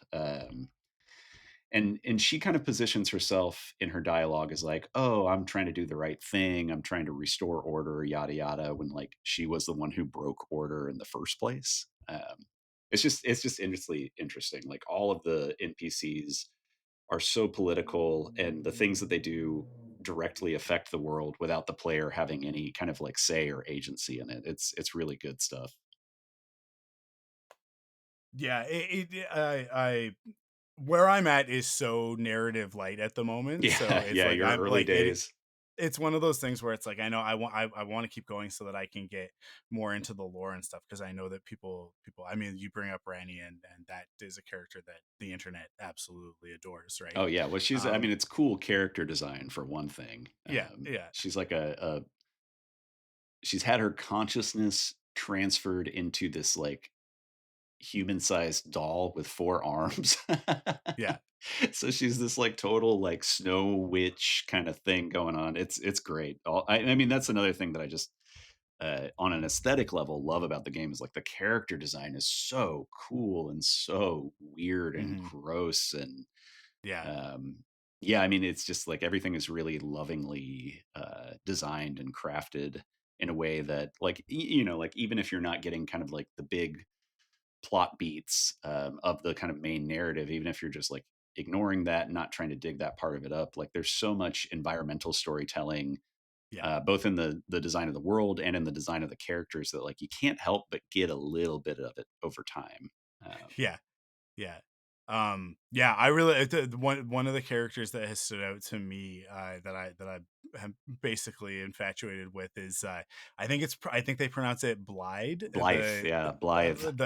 yeah, the half wolf, Yeah, right? oh god, he's great. Um, Yeah, he's awesome. and, and he's basically this gigantic knight with a wolf head, Mhm. and I that's like right up my alley. I that is specifically what I'm into, Yeah, and Blythe is sick. I mean, you find out that he works for Ronnie. Ooh.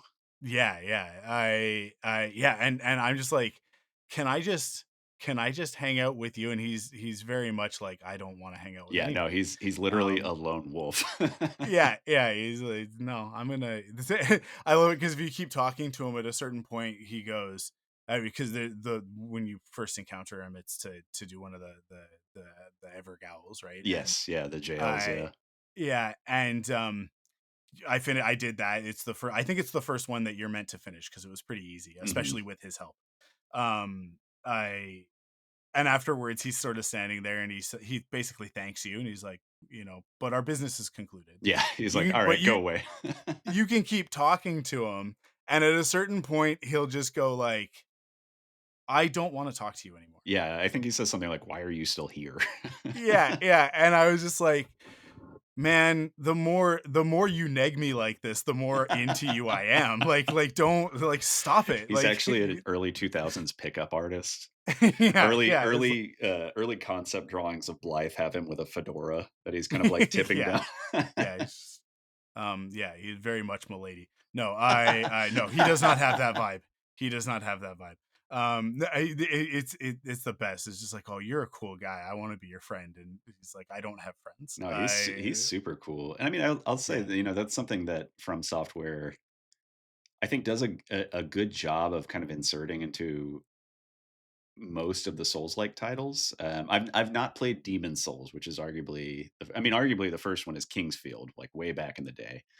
mhm. But I've not played Demon Souls. I've played, Dark Souls 1 and a little bit of 3, and Bloodborne as well, but it's like there's this whole just like rogues gallery of shitty people that you interact with, Yeah, right? And then there's like one or two NPCs where you're like, that's my guy, right? In Dark yeah, Souls, it's Solaire. He's like a knight of the sun, and he's just jovial, like he's fun to hang out with and have dialogue with.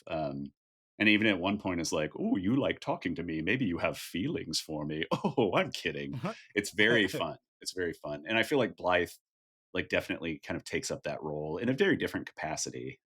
yeah. But yeah, I mean, It's there's always one where it's like, oh, that's my dude. I don't know. Like I got the feeling from that character of like, oh, that's the main character in the story. Yeah, That's the if there is like like a an American monomyth character in Elden Ring so far that I've encountered, that's who it is. And I want to know more about him, and I want to know his backstory, and I want to know what's going to happen, and I'm told that he's gonna pop up more yeah, in the yeah. future. What? He definitely crops up quite a bit more, especially if you follow Yeah, Ronnie's quest line. yeah, I do think it's interesting. I mean, again, yeah, I think you can argue that Blythe is the main character of the game. You can argue that Ronnie is actually the main character of the game. You can argue that yeah, yeah, Melina is. There's any number of characters that, like, if you follow their quest lines and all of that stuff, it's like, oh no, you're actually the hero of this game, and I'm just a person. Like, I'm just yeah, doing my best, frankly. yeah. I'm actually the NPC. Yeah, Yeah. yeah. It's I a really funny flip and a way to like subvert player agency, that I just totally. really love. And I'll say too, I think it's reflected in the endings that are available as well. And again, like, I won't say too much about it, but like all of the endings, uh, you're not helping the world in any significant way, Mhm, which is interesting, right? Like, I think that the theme of nostalgia is very heavy in Elden Ring. mhm, And, I had mentioned, Michael, I read a really great essay called Elden Ring Subverting Heroic Nostalgia by Oliver Rendell and Amber Pasternak. It's mhm. fantastic, but they really get into like how nostalgia is mobilized in the game, and it's very of the moment, I think, in a lot of ways, which is, politically, I think the game is really interesting and kind of pertinent for our current moment, where nostalgia is being mobilized by the right so heavily. Mhm. It's the same thing in Elden Ring. It's like all of the demigods are like, ah, we're going to get back to the time before the shattering. We're going to restore the golden order, except that I'm going to be the boss, Yeah. all this kind of stuff. And that's, honestly, that's one of the main driving aspects of the game. It's like, well, you as the Tarnished have to become Elden Lord and restore the golden order and bring things back to the way they were. It's I wrote down earlier, instead of MAGA, it's uh, Malubga, make the lands between great again, is Yeah. kind of Yeah. the overarching theme. But then you like realize as you're playing the game, like this nostalgia is it's a total construct. And by the Yeah. time you get to the ending of the game, no matter which ending you choose, you kind of realize that like things either just stay the same. They don't go back to a greater time before, this kind of fictionalized past that everybody's kind of collectively agreed existed. It doesn't go back to that because it never existed in the first place. And it's either that like you're maintaining status quo or you are else making things way, way worse. Yeah. Yeah.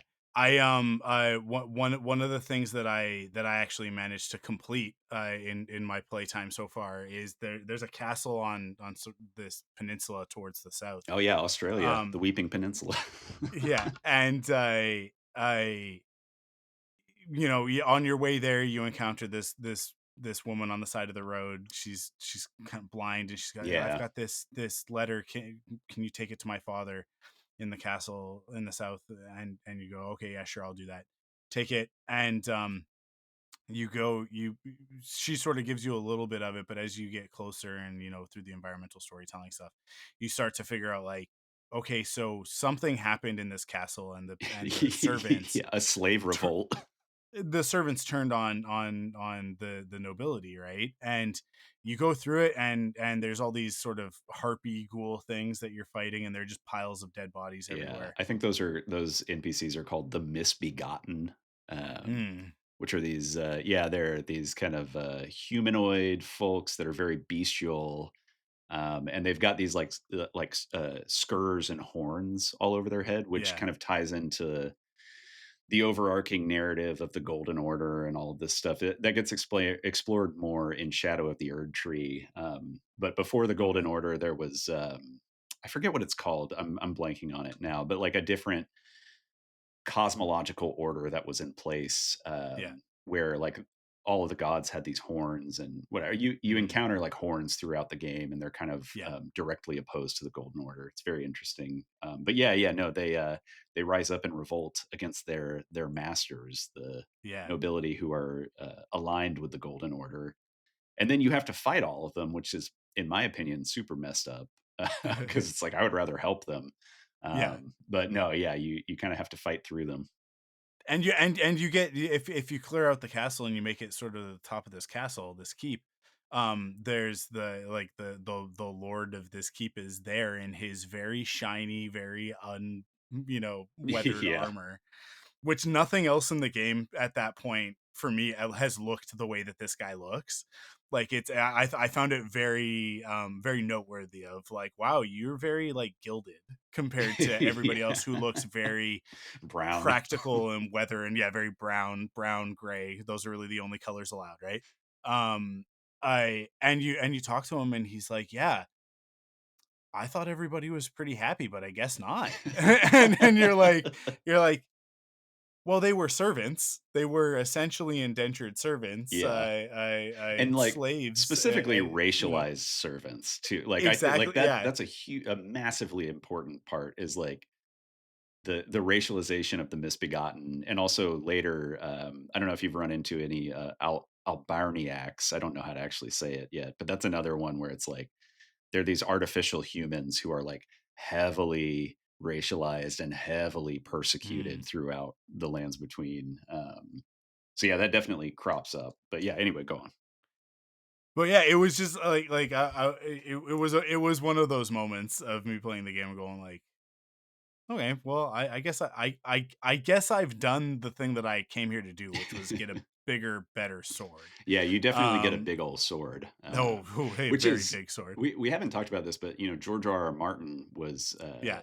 as far as I understand, just a consultant on the game. Like, I think he did, like, kind of the outlines of the overarching story, Yeah, but what that I read is that he was a major component of the world building, right. right? So basically sort of setting up like the politics of it and Yes, whatever, the very yeah, Game of Thrones elements that are in it. And then Miyazaki kind of came in and like fleshed out the characters exactly. and wrote the actual sort of Yeah, but things that happen, like the things that happen to you in the game. right. But that Martin was like essentially an architect, right? That Mhm. came in and went like, "This is what we're gonna build," and then Miyazaki came and built it with Like, everybody put the else. bricks in. Yeah, Yeah, yeah, but that I only bring it up because that giant sword that you get for completing yeah. that quest line it's essentially the Iron Throne. It's a bunch of other It's swords that have been fused together. It's yeah, like the most Game of Thrones. It's the biggest nod to Game of Thrones in the entire game, which I thought was hilarious. I remember getting that for the first time and just being like, "What the hell, man?" yeah. And it requires 40 strength to wield, and I'm currently sitting at around I think like 18 or 19. Yeah. And that's like when I got it, I think I was closer to like 14 or 15.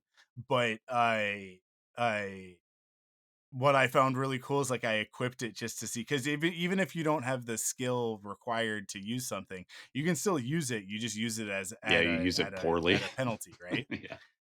And I am like, my character, my build is to use a greatsword. Like that's the style of gameplay that I'm going down Yeah. at the moment. I will at some point come back and do more of like a ranged backstabby type of character at some point, a little bit more of the rogue thief sort of thing. But yeah, I figured like I'd keep it pretty vanilla on my first playthrough of like sword and shield, man, sword and shield. Yeah, I think that's Got a that good first. good Yeah, approach. yeah, just to get the feel for it, right? Got Mhm. that first great sword and was like, this is satisfying. Slamming this into enemies Like, is very "Ooh, I satisfying. do wanna be Guts from Berserk."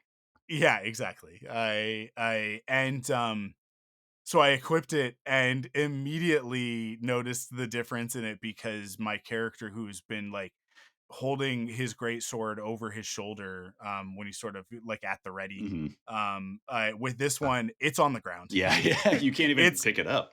it's in contact with the ground, and when you swing it, the first couple, like the first meter of the swing, is a very big sword. Mhm. The arc is multiple meters wide. The first meter of the swing is along the ground. It is very much scraping the ground before you pick it up with enough momentum to swing it around you. And I was like, that is such great, it's such great like character building storytelling, Mhm. of like, here's this weapon. Defeating this enemy was not that big of a deal. He was actually fairly straightforward compared to a lot of the other ones that I fought. Yeah, yeah. um and you get this weapon, which is very obviously like a, oh, we want you to get this one, like this one's a joke, like this one is a Yeah, gag in it's the kind of a game. gimme for sure. Yeah, It's I think it's the first legendary weapon, yeah, that most yeah, people come across, and it is very much a gimme where it's like, you gotta get the Game of Thrones sword. I mean, come on. Even if yeah, you're never gonna yeah, use it. totally. Um, Yeah, it's just a fun sort of gag gift yeah, moment, but it was very like, oh, like this is I love the implication of it. You receive this weapon, you equip it, and then the implication is you can't use this dot dot dot yet. yeah, exactly. Well, Right? that's the thing. It's always teasing, like, Yeah. what lies ahead, Yeah, in and a way that's very effective.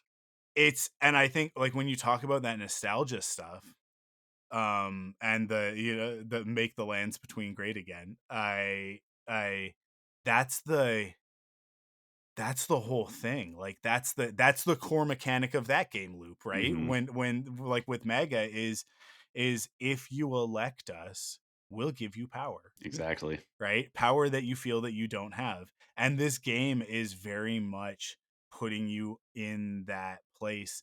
And it's almost like there is a meta narrative going on there of like, is this actually is this noble? Like, is your Yeah. quest noble, Yeah. or And are you part of the it problem, almost right? never is noble, which is the fun. I mean, again, to tie it back to Right? the Yeah. overall Weeping Peninsula quest line, which I think was initially where we were going with it, is Yeah. that you do all this, you get your big sword, you talk to Shiny Armor Dad, and he's like, "Oh, all is lost. Oh, I have to go get my blind daughter now. See ya."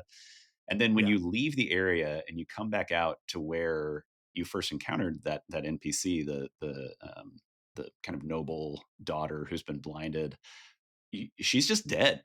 She's dead on the ground, Hmm. and you're like, But I did I did the thing. I saved the day. I Yeah. did the right thing, right?" And it's Yeah. like, no, no, it doesn't matter. It doesn't Yeah. matter. Yeah. The world doesn't care that you were heroic, that you thought you were being Yeah, heroic. Yeah.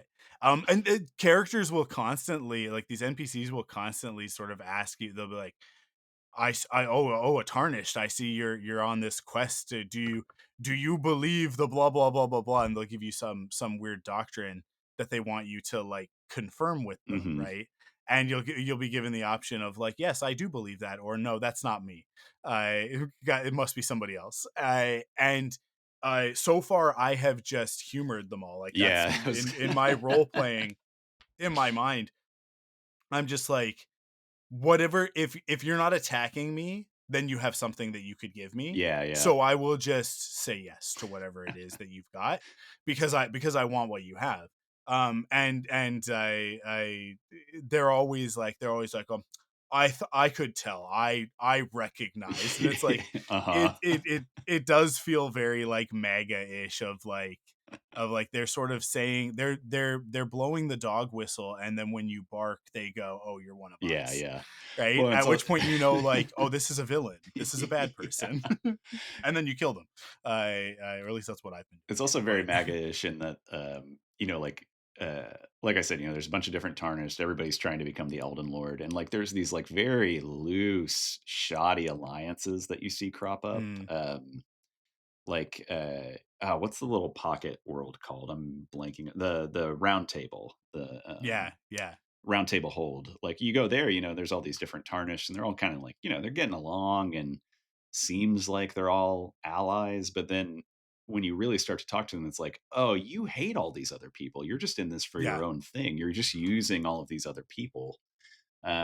Which, again, it's how the right is organized in the United States right now, where there's all these kind of like tenuous temporary alliances, and then like a personal flare up will get people mad at each other, and things will fall apart, and then they'll refigure very quickly. yeah.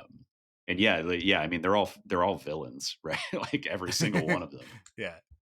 No, it's great. It's great. I'm loving my time with it. And I mean, now, this will place the episode in time, but Ghost of Yote just came out, Oh yeah, and yeah. so that's, now that we have recorded, that is my next quest. I'm gonna go do Ghost of Yote, and then when I'm done Ghost of Yote, I'll probably come back to it.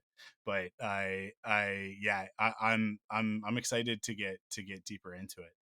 Oh, there's um so much to explore. And we didn't even get into like the way that they build out the lore of the world, the way it's kind of discovered, where you get like snippets of lore mhm. through items and through environmental storytelling and all this stuff. But it's just like there's so many mysteries and like little hidden spaces.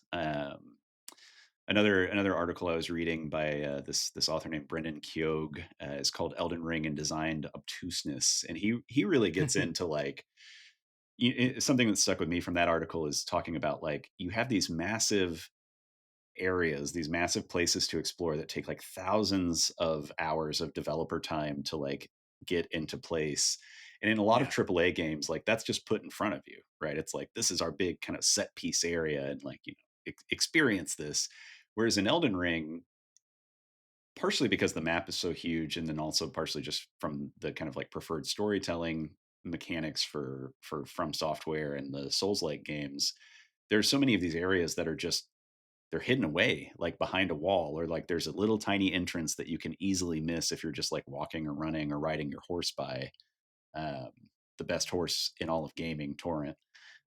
um, yeah, there's just all this stuff that you can miss, and so there's these huge parts of the narrative that, like, like I said, I've done two and a half, we'll call it, playthroughs of the game, And even still, like as I pick it up later, I'm still discovering things, either about the Yeah. narrative or the game world, or just like areas that I completely missed. There's like a whole when you get to Liurnia of the Lakes and the college that's there, the big magic school that's there. There's like a whole section of that area that's like a roof jumping kind of platformer section that like is outside of a window that you can easily just walk by and have no like I had no idea until my second playthrough that there was this entire other thing to explore that like took a good couple hours to get through honestly. It's a big well designed well thought out area but it's just hidden away in ways that like I don't know as a player I just find infinitely intriguing and just makes me want to go back to it over and over again and find every little thing that I missed. Yeah. Yeah. I love I love the prospect of because I've looked at the full map. Like I've just glanced at the full map and looking at like where I'm at right now and the parts of the map that I've uncovered and like the area that I've been to and the amount of time that I've spent in that. Cause we're talking like I've put in around 10 hours, maybe more than 10 hours into it so far. Um, if this were Uncharted or a lot of the like narrative games that I usually play, like single player narrative games, Hmm. I'd be done. Yeah. Game would be over, Yeah. right? I have maybe because I haven't even explored everything on the map on the because I've opened up three section like because you find these markers and then it Hmm. it gives you a bigger part of the map, right? So I've opened up three of those, and of those three, I've probably explored I don't know, I would say probably like 60% of that area. And that area that I have uncovered is maybe a third of the full map, right? Yeah. Yeah. I'll say I only feel that way because one part of the map is implying this other area that I know is there. And I get a sense of how big it is, but I yeah, like it was like the absolute massive scale of this world is like oh, there's so much more in front of me. Like I have not even begun to roam Yeah. yet.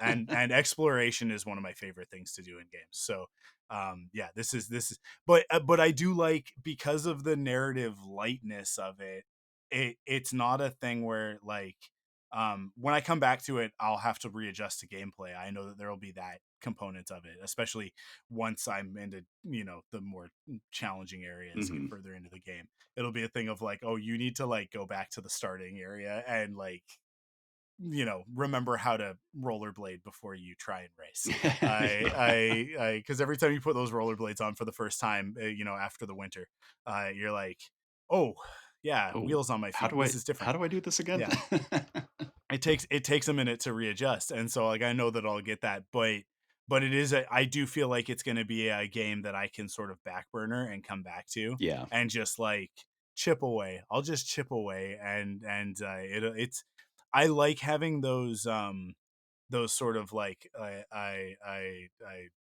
don't know like those like that cozy blanket that I know is there if I need it.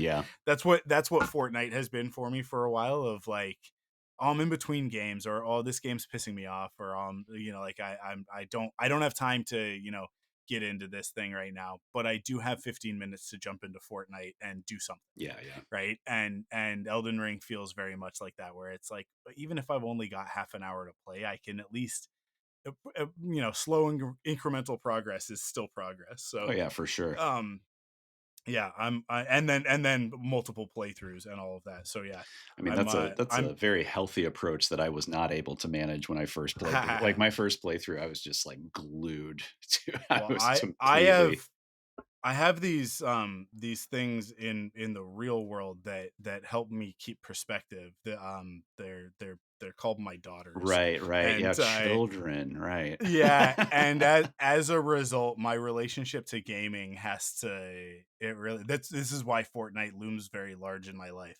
because that is usually the time that I have for gaming, right? Yeah. Is like I've got maybe like an hour that I can jump in and do something. And Ghost of Yotei is a really great example of something that like I know I'm going to get lost in this game, Mhm. and I have to be careful because it's the sort of thing where it's like I have stuff to do. I have really important stuff to do. Yeah. and I can't just, I devote all my time to this like I could when I was younger and had less responsibilities.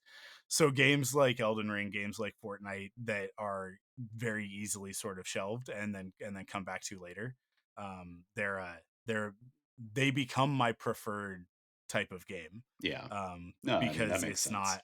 Yeah, I don't have to worry about like one of the things with Ghost of Yote is that I got to worry about spoilers, right? So Mm, I got to jump in and I got to start playing through this story before people start saying the thing that the developers haven't told us yet, yeah. right? Because I know that it's there. I know it's there, and I don't want somebody to ruin this game for me. I want to experience the story, in the same way that I want to watch the latest episode of whatever, right? Hmm. Um, I because it's going to be a very narrative heavy game, but Elden Ring is a thing where it's like I have been very aware and heard many people speak of Elden Ring for the last 3 years, right? And yet knew nothing. Like knew other than like I vaguely knew Ronnie because it's a very memeable character. Oh yeah, super Um, memeable. yeah, and lots of cosplayers and such. So I'm like, yeah, I know this. I am familiar with this, but not really like the specifics.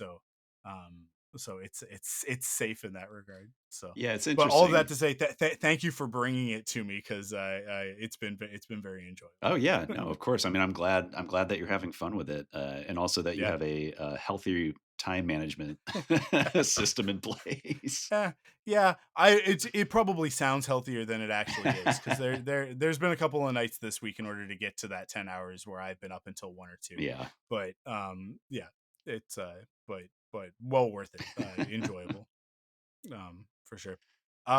Is there anything else that you wanted to hit on before we wrap up, or No, no, I think we covered quite a bit. awesome? Well, Yeah, hopefully I hopefully people pick up Elden Ring, give it a spin. We gave yeah some spoilers today, but I do think, to your point a little bit earlier, it's kind of a game that defies being spoiled just because yeah there's so much, and honestly, even what you're given is very vague, intentionally so, right? So it makes it's for a a very personalized play experience, even if you know some of the yeah like big outline beats of what's happening. I think it's a big enough experience that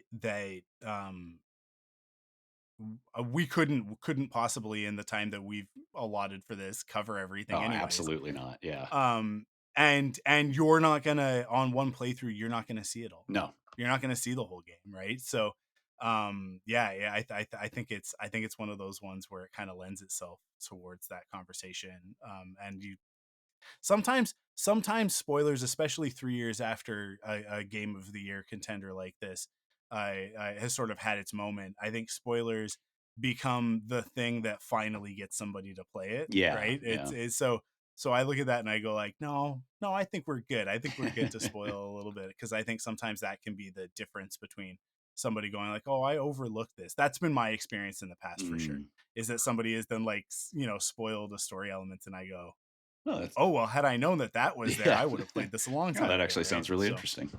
yeah. Yeah, for sure. Um awesome. Well, thank you so much for coming and hanging out and talking about Elden Yeah, Ring thanks for having me. and for sure talking about Dance Macabre, and Yes. everybody needs to go to stillfleet.com/dance and I support the Kickstarter. Yeah, I yeah. chip in. Check us out. Like I said much earlier in the episode, we've got at least three, if not four, really beautiful, really well laid out books on offer. Yeah. I will say, I know it's a trying time right now. We may not, at least in the U.S., we may not officially be in a recession, but my bank account says otherwise. Yeah, what's the difference Yeah, though? what's the Yeah. difference? Yeah. And Kickstarter United, I definitely should say this: Kickstarter United, the employee union at Kickstarter, is currently on strike. They started their strike yesterday, Thursday, Mm, October 2nd. They have asked people not to stop supporting the platform and the creators who rely on the platform, like yours truly, like you and I. mhm. So we Stillfleet Studio, we stand in solidarity with Kickstarter United, but also please support the project. Yeah, Like, yeah, we've been working real hard on it, and I think it comes through. I think it looks beautiful. I'm very proud of the absolutely. writing. I'm very proud of our team and the massive effort that's gone into putting this thing together and marketing it, and trying to do everything right. So Yeah, yeah, that all yeah, that to say, if you like Elden Ring, if you like medieval horror, if you like weird grotesque body horror stuff, please check out Dance Macabre. yeah. I'm biased because I wrote the thing, but it's a good time. You'll have fun with it. Absolutely.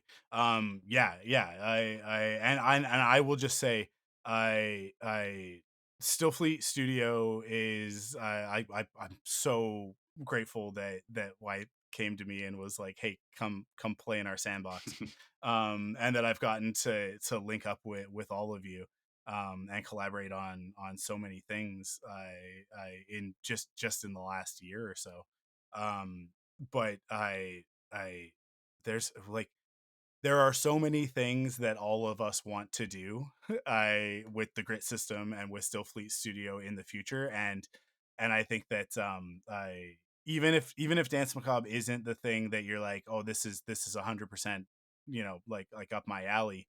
um Supporting a studio like Stillfleet Studio is I think one of the only real actions that we have in late stage capitalism to sort of, like, put a little bit of good into the world under these very oppressive systems. So yeah, like there are so many things that we want to do. I mean, like, Wythe and I have had multiple Oh conversations yeah, about projects that we want to tackle, but they all require money and and time, time, yeah, and there's challenge with that. So if you can support, even if and this is me saying this, right? Like, I this is just my personal ethos. Even if the role-playing game isn't a thing that you're necessarily going to do, there is always the option on Kickstarter, Backer Kit, any of these things, to go in and just like chip in a buck, chip in two yeah, bucks. yeah, And I do it all the time. I do it all the time where I go like, this isn't for me. Like, I don't want this thing, or, like, I'm not interested in the product, but I do support the people that are making it, and so I want them to know that, and I also monetarily want to support cool people doing cool things. So yeah, just if that is sort of more up your alley, that's also one of the options that's out there. But I, as we talked about, I wrote a little bit in this one. I yeah, in the guide, and a little bit of my artwork will be in it as well. So you're supporting me too. So support me as well. yeah, I Yeah, so that we can keep making cool stuff, because everybody is making such cool stuff with yeah. Stillfleet. So And that's the um thing, right? We just want to keep practicing the art that we are passionate about. Like none of us are getting yeah, rich off of this stuff. Like far no, from it. no, no, Possibly the opposite. But yeah, yeah, it's just trying to build that community, trying to put fun, interesting, weird stuff out into the world, and just keep it going from there. yeah, for sure. Yeah, and I know it feels like right now everybody has got their hat in hand, Oh, for sure. and asking for something. But yeah, it's you got to pick and choose. But if you can, if you're in a position, definitely support. Awesome. Well, where else on the internet can people find you, Chris? Yeah, I mean, you can find me on Instagram as at timespace.place. So if you want to check out, I mean, right now it's mostly Dance Macabre stuff, but I also Hmm. post, my tattoo practice and illustrations and things like that on Instagram. So if you want to say hi, that's an easy way to do it. I also have a website, which is also timespace.place. That's the URL. Which is kind of similar. It's whatever. It's all the same stuff. But yeah, if you want to get into contact with me, Instagram and my website are the easiest ways. And then other than that, stillfleet.com to check out not only Dance Macabre, but also Stillfleet, the game, Yeah, and Blister Critters by Anthony Grasso, which is, they're both of those, like Stillfleet's my favorite sci-fi game. Blister Critters is my favorite cartoon animals game out there. Yeah. Really fantastic titles. And we've got a bunch of other stuff kind of coming out on a rolling basis. We're working on a kind of big zine project right now where I think the plan is every 2 months we'll be putting out a zine. We've got like the Grit System SRD coming out soon. We just released an episode, an adventure for Blister Critters through ZineWorks, which is what we're calling that program. So yeah, go to stillfleet.com, check out the ZineWorks program, check out Dance Macabre and all of our other wonderful, weird Grit System games. Yeah, absolutely. And man, you're like me. You've got so many things going on that you have to remember Yeah, it's hard to to remember. plug all of them. So I'll remember for you and tell everybody to go check out Why We Roll, which Oh is yeah, the that's right. podcast The that you and podcast wife that we doing. make. Yeah, I and about TTRPG and tabletop game design. That's right. And I've been on a couple of times. I will be on again in the future. Hmm. So go check that out. It's a great podcast. Thank you. And Thanks for yeah. remembering. Absolutely. I always finish a guest spot and go like, oh, I really should have Guys, plugged that one one more thing. thing. Honestly, it's usually this podcast that we're on right now. I always forget, but that's it for this one. Thank you again for joining me on this My episode. pleasure. And we'll do this again sometime, for sure. But thank you to everybody for listening to Thunderquack Perfect 10. You can join the conversation on our Discord server over at thunderquack.com/discord. And if you enjoyed this episode, be sure to subscribe on your favorite podcast service and leave a rating and review, and share it with a friend. Until next time, remember, it's not about the score, it's about the love. Stay frosty. Thunderquack Perfect 10 is hosted by me, Michael Cohen. Follow us on TikTok, Instagram, Twitter, and Facebook at TQPerfect10 and join the community at thunderquack.com/discord. This podcast is supported by listeners just like you over at patreon.com/thunderquack. Head over there to get early access to episodes, exclusive podcasts, and more. This show is a part of the Thunderquack Podcast Network. Head over to thunderquack.com for more great shows. Thanks for listening, and we'll see you on the next one.